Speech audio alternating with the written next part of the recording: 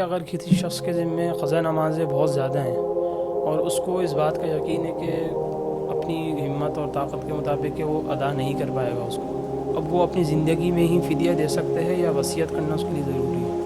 لیکن زندگی میں فدیہ ادا نہیں ہوتا۔ اگر کسی نے زندگی میں فدیے کے طور پر رقم ادا کر دی نماز کی تو وہ ادا نہیں ہوگی۔ یہ بات سننے میں آتی ہے کہ جس کا رمضان المبارک میں انتقال ہو جائے تو اس کی مغفرت ہو جاتی ہے، بھلے وہ کتنے ہی گناہ گار، اس کا حساب کتاب نہیں ہوتا۔ بات پکی ہو جاتی ہے لیکن پھر ٹوٹ جاتی ہے، تو کوئی ایسی دعا بتا دیں، وظیفہ بتا دیں کہ ایسا نہ ہو۔ نے کا یقین ہی نہیں ہے، پتہ نہیں لگی ہوگی نہیں ہوگی۔ ایک تو یقین یہ ہے کہ لگی ہوگی لیکن پتہ نہیں چل رہا، اور مشکل بھی ہے پورا اس کو دھونا۔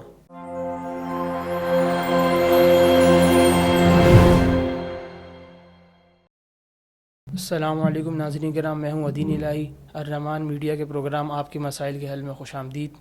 آج ہمارے ساتھ موجود ہیں مہمان گرامی استاد محترم مفتی طاہر صاحب۔ السلام علیکم ورحمۃ اللہ وبرکاتہ۔ وعلیکم السلام ورحمۃ اللہ وبرکاتہ۔ مفتی صاحب، مسائل کا آغاز کریں گے۔ پہلا مسئلہ یہ ہے کہ اگر کوئی شخص رات کو سوتے ہوئے قبلے کی طرف پاؤں کر کے سو رہا ہے، بعض گھروں کی ایسی سیٹنگ بنی ہوتی ہے، بیڈ بچھا ہوا اس طریقے سے ہوتا ہے کہ قبلے کی طرف پاؤں ہو رہے ہیں، تو اس میں کوئی مسئلہ تو نہیں ہے؟ دیکھیں، قبلے کی طرف جان بوجھ کر جو ہے پاؤں کرنا بے ادبی ہونے کی وجہ سے شرعاً ناجائز ہے، منع ہے۔ البتہ اگر کبھی بے دہانی میں یا نیند کی حالت میں بغیر اختیار کے قبلے کی طرف پاؤں ہو جائیں تو صرف اس صورت میں انشاءاللہ آدمی گناہ گار نہیں ہوگا۔ لیکن گھروں کے اندر ایسی سیٹنگ بنانی چاہیے کہ جس میں قبلے کی طرف پاؤں نہ ہوں۔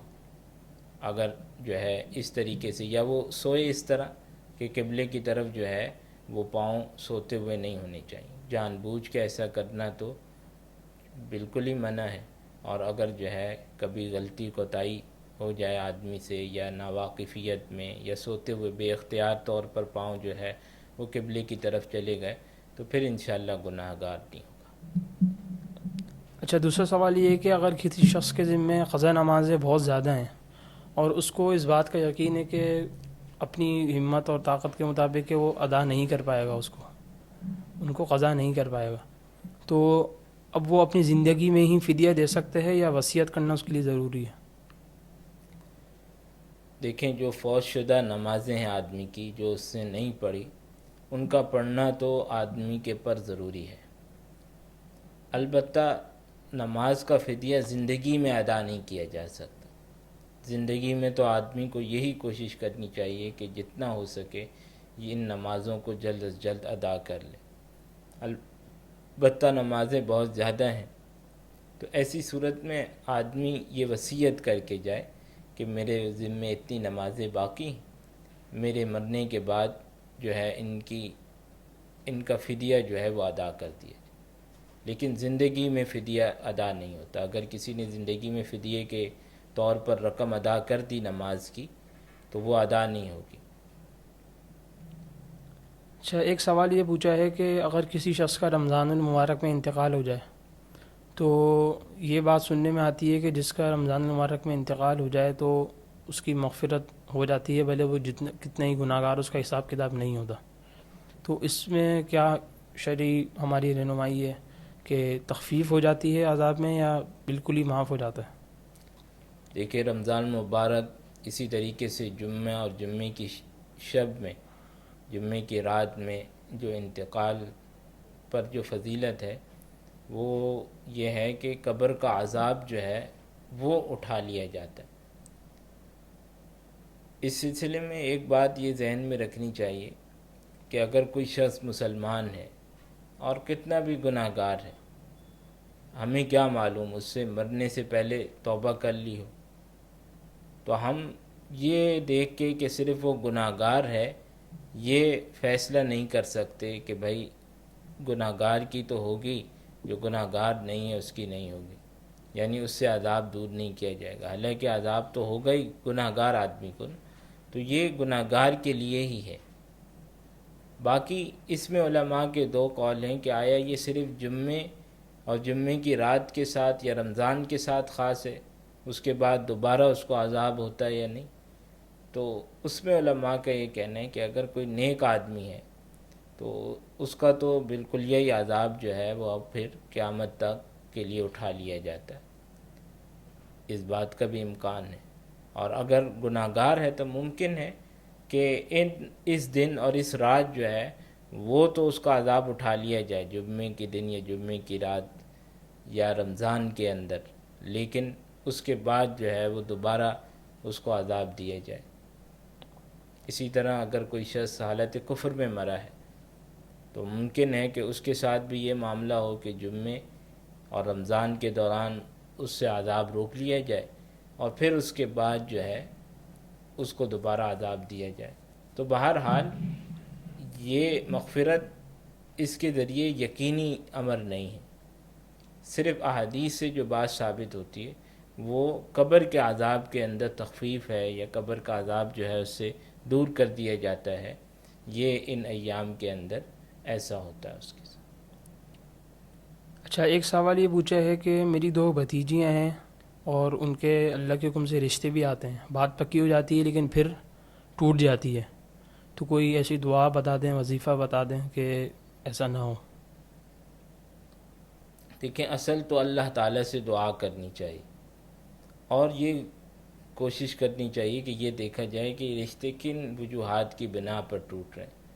اگر اس میں کوئی ایسی وجہ جو خامی کی صورت نظر آ رہی ہے تو اس کی بھی ایک تو اصلاح کرنے کی کوشش کی جائے، اس کو دور کرنے کی کوشش کی جائے۔ اور دوسری بات یہ ہے کہ جہاں تک جو ہے اس سے متعلق کوئی دعا یا وظیفے کا تعلق ہے تو آدمی کوئی بھی نیک عمل کرنے کے بعد اللہ تعالیٰ سے دعا کرے یا اس کے لیے جو ہے وہ سورۃ الفاتحہ اس کی تلاوت کرے، اس کے بعد اللہ تعالیٰ سے دعا کرے، اللہ رب العزت جو ہے اس معاملے کو آسان کر دیں۔ تو دعا کا جو ہے اہتمام کرنا چاہیے، خصوصاً نمازوں کے بعد اور فرض نمازوں کے بعد، اسی طریقے سے رات میں تہجد کے بعد جو ہے اللہ تعالیٰ سے خوب گر گڑا کر دعا مانگے اور عافیت مانگے کہ اللہ تعالیٰ جو ہے عافیت کے ساتھ جو ہے یہ معاملہ پایہ تکمیل تک پہنچا دے۔ اچھا، ایک نام کا معنی پوچھا ہے کہ آئزل نام رکھنا درست ہے اور اس کے کیا معنی ہوتے ہیں؟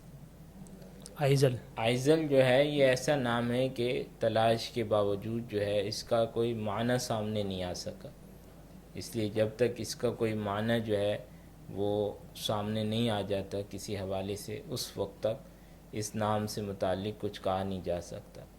البتہ بہتر یہ ہے کہ بچوں کے لیے انبیاء علیہ السلام، صحابہ کرام رضوان اللہ تعالی علیہم اجمعین، اور اسی طریقے سے بچیوں کے لیے صحابیات میں سے کوئی نام جو ہے وہ منتخب کر لیا جائے۔ اچھا، اللہ کے نام کے متعلق پوچھا ہے کہ اللہ کا نام جلا سکتے ہیں یا ضعیف اوراق جو ہوتے ہیں ان کو ہٹانے کی غرض سے ان کو جلایا جا سکتا ہے؟ دیکھیں، ضعیف اوراق کو جو ہے بہتر یہ سب سے بہتر صورت تو یہ ہے کہ اگر جو ہے ان کو کسی کیمیکل وغیرہ سے دھو لیا جائے اور دھونے کے بعد وہ پانی جو ہے کسی پاک جگہ ڈال دیا جائے، جس سے جیسے کہ کنواں وغیرہ ہے، تاکہ اس سے جو ہے کسی قسم کی بے حرمتی بے ادبی لازم نہ آئے، تو یہ صورت جو ہے وہ سب سے بہتر ہے۔ دوسری صورت یہ بھی اختیار کی جا سکتی ہے کہ ان کو کسی پاک کپڑے میں لپیٹ کر جو ہے کسی ایسی جگہ دفن کر دیا جائے جہاں پر یعنی جو بے آباد جگہ ہے، یا پھر ایسا بھی کر سکتے ہیں کہ ان کو کسی تھیلی وغیرہ کے اندر ڈال کر اچھی طرح اور پتھر یا کوئی چیز بھاری چیز باندھ کر کسی سمندر میں ڈال دیا جائے تاکہ وہ بے ادبی سے محفوظ رہیں۔ جلانا جو ہے یہ بہتر نہیں ہے، اس سے اجتناب بھی کرنا چاہیے۔ اچھا، مٹانے کے بارے میں بھی لوگ سوال کرتے ہیں کہ اللہ کا نام لکھا یا محمد صلی اللہ علیہ وسلم لکھا، اس کو مٹانا، بولتے ہیں کہ اس کو مٹاؤ نہیں، تو ضرورت نہیں، کی غرض یہاں سے پر مٹانا جو ہے اس کی حفاظت کے لیے، تاکہ بے ادبی نہ ہو اس کی، تو حفاظت کے لیے اس کو مٹانے میں کوئی حرج نہیں ہے۔ اچھا، ایک سوال یہ پوچھا ہے کہ ہمارے والد صاحب نے، کسی خاتون کا سوال ہے کہ ہم بہنوں کو حصہ دے دیا اپنی زندگی میں، اور وفات کے بعد بھائی کا ہوگا، انہوں نے یہ کہہ دیا ہے. تو اب جب وفات ہو گئی والد کی تو زندگی میں بھی مل گیا تھا، تو وفات کے بعد واپسی وہ بہنوں کو ملے گا، یا یہ کہنا کافی ہوگا کہ اب بھائیوں کا ہے بہنوں کا نہیں ہے؟ یعنی آپ یہ کہنا چاہ رہے ہیں کہ زندگی کے اندر اس وعدے کے ساتھ دیا تھا کہ مرنے کے بعد جو ہے وہ صرف میراث میں سے حصہ نہیں لیں گی. اس بارے میں یہ بات سمجھ لیجئے کہ میراث کا تعلق جو ہے وہ مرنے کے بعد سے ہے، کہ جب آدمی کا انتقال ہو جاتا ہے تو انتقال کے بعد جو ہے پھر میراث ہوتی ہے. زندگی میں والد اپنی کسی اولاد کو جو کچھ دیتا ہے وہ سب گفٹ ہوتا ہے، ہدیہ شمار ہوتا ہے. تو البتہ کیونکہ اس کے اندر یہ شرط رکھی گئی تھی کہ وہ مرنے کے بعد جو ہے میراث نہیں لیں گی بلکہ زندگی میں یہی اسی حصے کو کافی سمجھیں گی، تو اس میں انہیں یہ چاہیے، ان کے لیے بہتر یہ ہے کہ وہ اس وعدے کو نبھاتے ہوئے تھوڑا بہت لے کر جو ہے باقی حصے سے دستبردار ہو جائے. یہ ان کے لیے بہتر ہے، تاکہ جو ہے کیونکہ ان کو زندگی میں بھی مل چکا ہے، اپنا جو حصہ تھا ان کا اس کے بقدر ان کو مل چکا ہے، تو اس لیے بہتر یہ ہے کہ وہ تھوڑا بہت لے کر اپنے حصے سے جو ہے باقی حصے سے دستبردار ہو جائیں، تو یہ بہتر ہے. البتہ وہ شرعاً میراث کی حقدار ہیں، اگر وہ پورا حصہ کا مطالبہ کرتی ہیں تو پورا حصہ جو ہے وہ وصول کر سکتی ہیں، وہ اس کی حقدار ہیں، لیکن ایسا کرنا ان کے لیے بہتر نہیں ہے، کیونکہ زندگی میں جو ہے انہوں نے ایک گویا وعدے کی صورت ہو گئی کہ ہم جو ہے مرنے کے بعد اس کی وجہ اس حصے کی یا گفٹ کی وجہ سے میراث نہیں لیں گی، تو حتی الامکان جو ہے اس کو نبھانا چاہیے. دوسری یہاں ایک بات یہ بھی ذہن میں رکھیے گا کہ میراث سے دستبردار ہونے کے لیے صرف زبانی طور پہ دستبرداری کافی نہیں. مثال کے طور پہ جیسے اب یہ بہنیں ہیں، یہ اگر صرف زبانی کہتی ہیں کیونکہ ہم نے زندگی میں لے لیا تھا اس لیے ہم اپنے حصے سے دستبردار ہو جاتی ہیں، تو صرف اتنا کہنے سے یہ اپنے حصے سے دستبردار نہیں ہوگی. دستبردار ہونے کی ایک صورت تو یہ ہے کہ اپنے حصے پر قبضہ کر لیں اور پھر اپنا حصہ خود واپس کر دیں بغیر کسی دباؤ کے.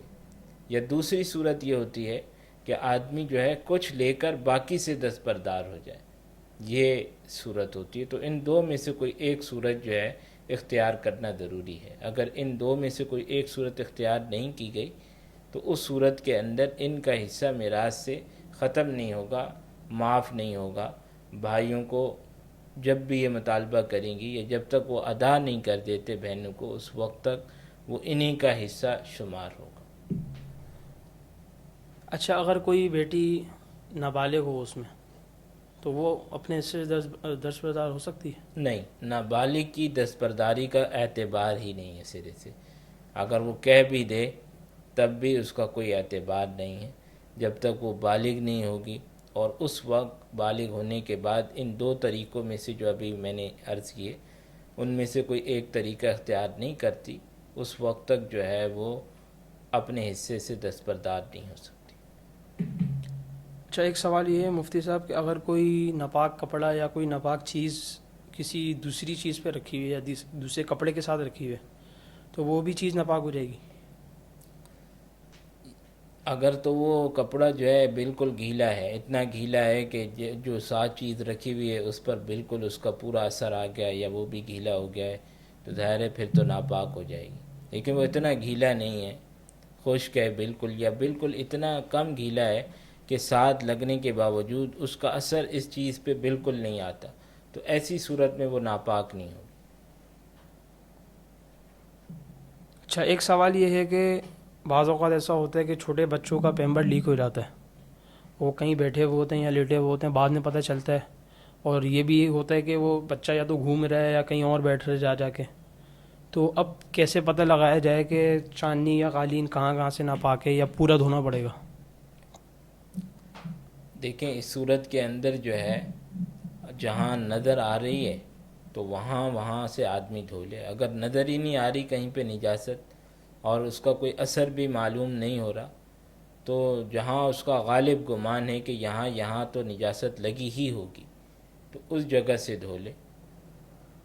اور اگر جو ہے بالکل نہیں پتہ چل رہا اور یہ یقینی بات ہے کہ نجاست لگی ہے تو ایسی صورت میں جو ہے پھر پورے کپڑے کو جو ہے دھو لے تاکہ کسی قسم کا شک جو ہے وہ نہ رہے.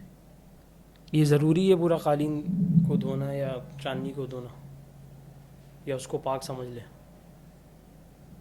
دیکھیں میں نے جیسے عرض کیا نا کہ اگر نجاست لگنے کا یقین ہی نہیں ہے، پتہ نہیں لگی ہوگی نہیں ہوگی، ایک یقین تو یہ ہے کہ لگی ہوگی لیکن پتہ نہیں چل رہا اور مشکل بھی ہے پورا اس کو دھونا اٹھا کے، تو اب کیا اس میں رخصت کی کوئی گنجائش ہے کوئی؟ ایسی صورت کے اندر جہاں اس کا غالب گمان ہے کم سے کم اس جگہ کو دھو لے، اس جگہ کو دھونا. اس جگہ کو دھو لے. جزاک اللہ مفتی صاحب، وقت دینے کا شکریہ. اللہ تعالی ہم سب کو مسائل سمجھ کر اس پر عمل کرنے کی توفیق عطا فرمائے. السلام علیکم ورحمۃ اللہ وبرکاتہ.